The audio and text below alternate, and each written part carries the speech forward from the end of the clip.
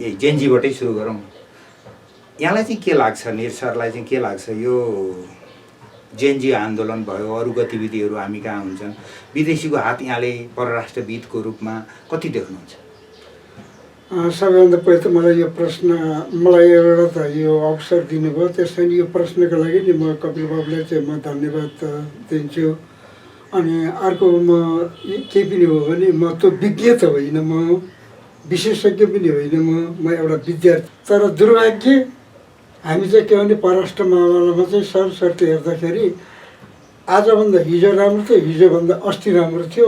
अस्तिको पनि जबरजस्ती गर्दा त धेरै पृथ्वीनारायण साहस कैमा पुग्छ।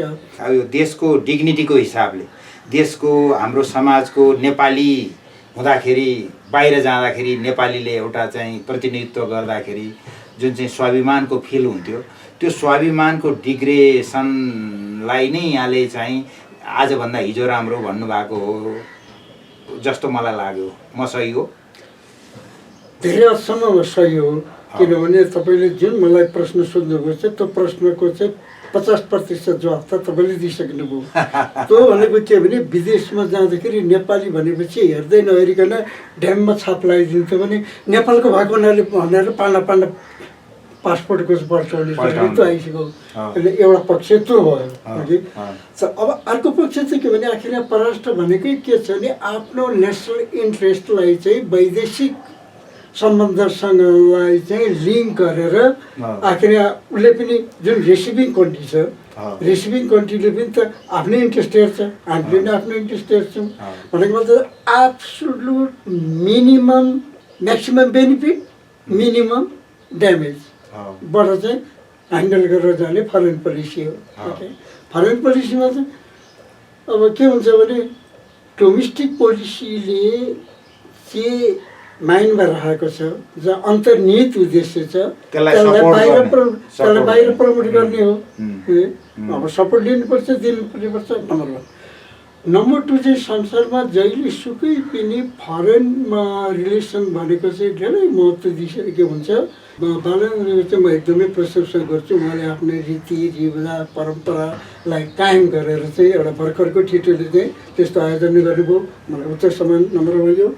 अनि नम्बर 2 चाहिँ फेरि के हो भने अब नेता भनेको तपाईँको के हो, खालि चुनाव जितेर तपाईँको म्यानिफेस्टो गरेर त्यो चाहिँ सकेको कार्यक्रमहरू स्वदेशको विदेशको रिसोर्सले कार्यान्वयन गरे मात्रै। नेता भनेको त रीतिरिवाज, स्थिति, बानी, व्यवहार त्यो सबैबाट चाहिँ प्रभावित हुनु पऱ्यो क्या। नेता भनेको चाहिँ त्यो हो है।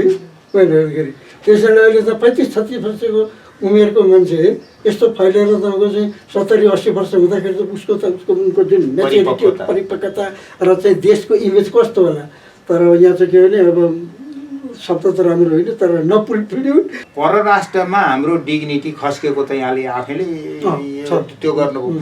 अब म भन्दै थिएँ जेनजी आन्दोलन परराष्ट्रको कमजोरी अथवा परराष्ट्रमा हामीले राम्रो गर्न नसकेको अथवा परराष्ट्र हामी कहाँ आएर खेलेको हो?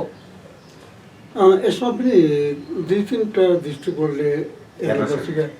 अर्को चाहिँ के भने फरेन इन्भेजन चाहिँ कहाँ हुन्छ, इन्भेजन भनौँ अब इन्टरफेयर भनौँ अथवा इन्फ्लुएन्स भनौँ, स्पेयर अफ इन्फ्लुएन्स चाहिँ कसरी हुँदै जान्छ भने जुन देशमा चाहिँ डोमेस्टिक अफेयर्स कमजोर छ त्यो बेला चाहिँ फरेन इन्फ्लुएन्स बढ्ता हुन्छ, नम्बर 1। अर्को यसको चाहिँ तपाईँको म अब हामी अलिकति संस्कारमा केही प्रसङ्गमा प्रोफेसनल कुराहरूमा पनि ठुलै मान्छेको उदाहरण दिन्छौँ। त्यस्तै अब देशको पनि अमेरिकाको चाहिँ जर्ज वासिङटनले के भन्यो भने उसले राजीनामा दिँदाखेरि त्यो विदाई भाषण करिब 7000को थियो। 7000 शब्दको उनका नोइजका एक्सपर्टहरू 4000 तामसिलमा ल्याएर उनले चाहिँ बोले। अनि उनले चाहिँ जाने बेलामा 3टा कन्सर्न चाहिँ व्यक्त गरे। 1 नम्बरमा जुन अहिले नेपालमै लागु हुन्छ, पार्टीको इन्ट्रेस्ट भन्दा देशको इन्ट्रेस्ट हेर्नुपर्छ भनेर एउटा त्यो भन्यो। अर्को फरेनबाट चाहिँ जहिले पनि केयरफुल हुनुपर्छ भनेको। त्यति बेला फरेन भनेको चाहिँ अमेरिकाले चाहिँ बेलायत चाहिँ के न्युली इन्डिपेन्डेन्ट भएको देश हो। अमेरिका त रिसोर्स छ है, त्यो इतिहास त अमेरिकाको छैन होइन। भर्खर कसैको ट्याक्समा सुरुमा त ट्याक्स धेरै तिर्नु परेको हुनाले विरोध गरेर इन्डिपेन्डेन्ट भन्न त त्यता लागेको त्यो चाहिँ 1776 कुरा आयो है त्यही। अनि यो जर्ज वासिङटनले चाहिँ दिएको चाहिँ late 80s of that century हो है। ओके त्यो एक नम्बरमा चाहिँ हरेक नेताले चाहिँ पार्टी हेर्नु भएन, देश हेर्नु पर्यो। पार्टीको पहिलो नम्बरमा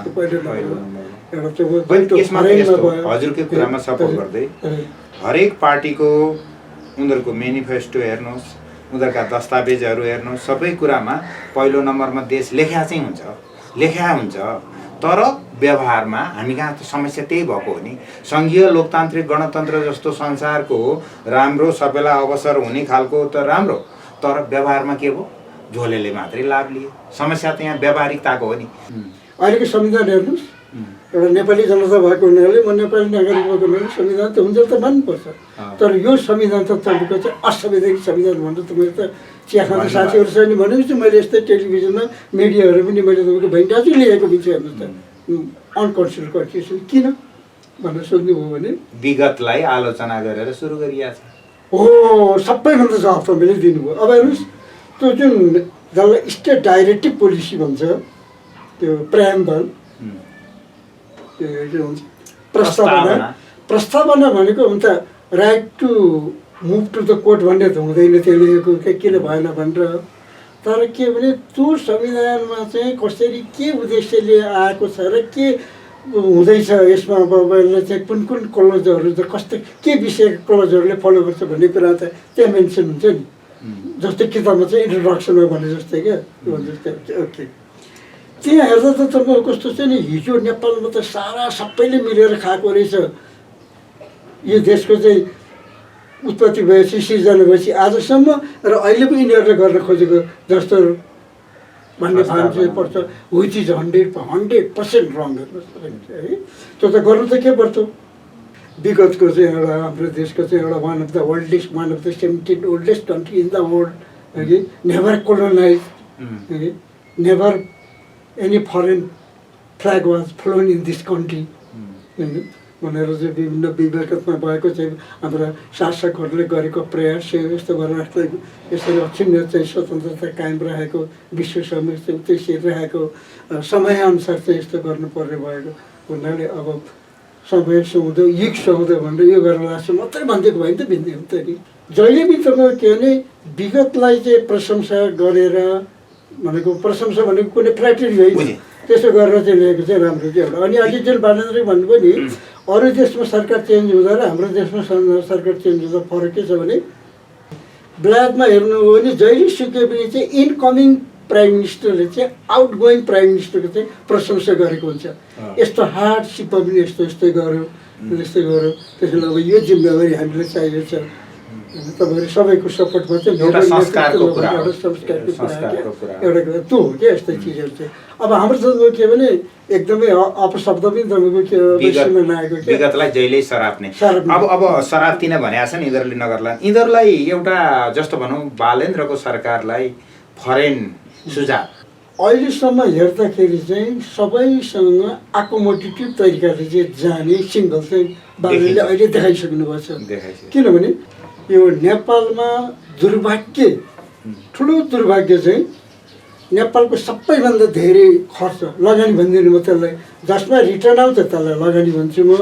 यो चाहिँ खर्च मात्रै हो, हाम्रो राजनीतिमा सबैभन्दा धेरै खर्च भएको छ। हेर्नुहोस्, आफूले धान्न सक्ने, राज्यले धान्न नसक्ने चाहिँ खर्च तपाईँको चाहिँ भूतपूर्व नेताहरूलाई पाल्न सबैभन्दा दुर्भाग्य चाहिँ त्यो छ। अनि अर्को कुरा तपाईँको चाहिँ जुन यो तलब छ नि, तलब भनेको त तपाईँको के भने कयौँ सिस्टममा तपाईँको चाहिँ राजनीतिक उसमा चाहिँ तपाईँको तलब हुँदैन। अब हाम्रो तपाईँको अहिले सबैलाई दिएको छ हेर्नुहोस्। वास्तवमा स्थानीयलाई पनि तपाईँको के थियो भने स्थानीयलाई भत्ता सत्ता दिन्थ्यो, तलबै भनेर दिन्थ्यो। अहिले तलब दिन्छ, केही हदसम्ममा त्यो तलब दिएको चाहिँ बेठिक छैन। किन बेठिक छैन भने अहिले काम चाहिँ कर्मचारीको जस्तै उनीहरू पनि गर्छन् काम गर्छ हो कि। त्यसैले त्यो बाहेक चाहिँ सबैतिरको चाहिँ गलत छ। सङ्घीयता जुन हो नि, यो सङ्घीयता आफैलाई चाहिँ नेपालको लागि दुर्भाग्य। हेर्नुहोस्, अनि मैले एकचोटि तपाईँको एउटा द हिमालयन टाइम्समा एउटा आर्टिकलमा मैले के लेखेको थिएँ भने संहिता भनेको जसले नारा दिन्छन्, जुन पार्टीले नारा दिन्छ त्यो पार्टीले नै थाहा छैन भने क्लियर छैन है शब्दमा नेपालले किन संसारमा तपाईँको चाहिँ विधिवत 203वटा देशको सरकार छन्, 193 त युनाइटेड नेसनकै मेम्बरै छन्, त्यसमध्येमा 27वटा देशमा मात्रै संहिता छ। अनि के बाँकी चाहिँ काम नलाग्ने भयो त कस्तो कस्तो देशहरू मैले त्यति बेला यो लेखेको छु हेर्नु। अब परराष्ट्रमा तपाईँको हेर्नुहोस्, परराष्ट्रमा सर्टसेट हेर्दाखेरि अब थ्योरिटिकली तपाईँको चाहिँ अब you can write a book, you can deliver hours of speech, त अर्कै कुरा हो विभिन्न दृष्टिकोणले कि। तर सामान्यतया परराष्ट्रको चाहिँ तपाईँको 3टा कम्पोनेन्ट्स हुन्छ। 1 नम्बरमा protection of the country from foreign invasion in case number 1। त्यो भएको चाहिँ पूर्वकालदेखि नै त्यो रहेछ र जुन अहिले राज्य विषयको कुरामा चाहिँ मैले यहाँलाई भनिहालेँ है, त्यो रहेछ भने अहिलेको मात्रै रहेछ। फर्स्ट वर्ल्ड वार मात्रै भएको होइन, सेकेन्ड वर्ल्ड वार भएको होइन। त्योभन्दा अगाडि जस्ट रिमाइन्ड, यो 1878मा युरोपमा चाहिँ त्यति बेलासम्मको चाहिँ सबैभन्दा ठुलो कन्फरेन्स भयो है। त्यो कन्फरेन्स यसरी भयो कि युरोपको चाहिँ आपसी मतलब इन्टर कन्ट्री फरेन पोलिसी छ, त्यसमा एउटा लाइन मार्कै भयो। त्यसको पनि उद्देश्य के थियो भने not to save the country from foreign invasion, not to do by any country to other country. अब हाम्रो नेपालमा चाहिँ के भने पहिले एउटा फरेन पोलिसी यसरी एडप्ट गर्नु पर्यो कि हाम्रो चाहिँ जति पनि पञ्चशीलका सिद्धान्त छन्, पछाडि सार्क अहिले त्यस्तो चाहिँ के अरे यो बेटमा गएर बसिरहेको छ, डिफल्ट भइरहेछ। नन लाइन कन्ट्री हो, युनाइटेड नेसन भयो कि ब्रोडर यसको त्यसबाट जानु पऱ्यो है।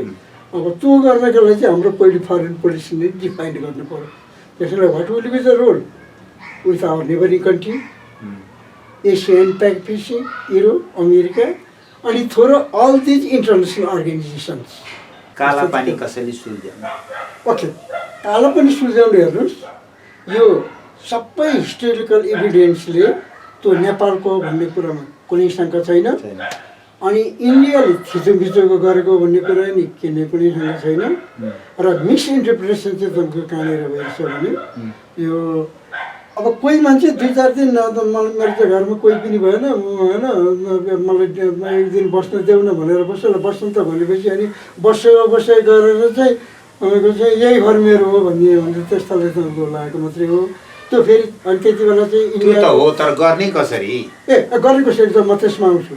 त्यति बेला त्यो एउटा अलिकति हिस्टोरियल हुँदै हिस्ट्री जो पास्टको कुरा सबै दोहोऱ्याएर त हुँदैन, तर विदाउट हिस्टोरिकल फ्याक्ट अगाडि बढ्दा पनि कमजोर हुन्छ। क्या अनि एउटा ठुलो मान्छेले भनेको छ, without having knowledge on history you can not save the future at present भन्छ क्या तपाईँको। एट प्रेजेन्ट केही गर्नका लागि चाहिँ विगतमा के भएको छ त्यो हेर्दै पर्छ। ओके, एउटा इन्डिया र तपाईँको चाहिँ चाइनाको वार हुँदाखेरि इन्डियाले ह्युमिलिटी सफर गर्नु परेको चाहिँ एउटा चाहिँ स्याम्पेथी र भिसा के अरे 22 वर्ष चाइनासँग पनि नेपालले त्यतिकै रिलेसन गरेको हुनाले काम गरेको हुनाले नेहरूले चाहिँ राजा महेन्द्रलाई भन्दाखेरि लौतो भनेर दिएको हो त्यो अध्यक्ष अगुवाई गर्यो।